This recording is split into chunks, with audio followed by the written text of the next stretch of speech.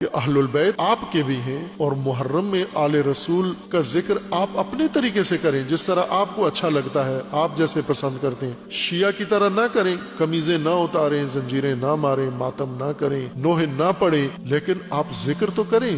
آپ کا کوئی تعلق نہیں ہے اہل البیت سے، آپ کا خاندان رسول اللہ سے کوئی تعلق نہیں ہے۔ تو یہ مباہلہ میں رسول اللہ نے جو اہل البیت کو آگے لایا، سامنے لائے اللہ کے حکم پر، اس لیے تھے کہ آج آپ نظر انداز کر کے بیٹھ جائیں۔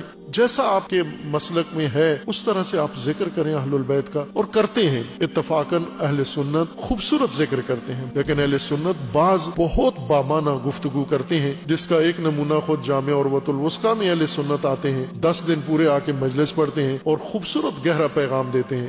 فرقوں میں ہم کو بٹنا نہیں ہے، لڑوائے کوئی لڑنا نہیں ہے، جس غم میں روئے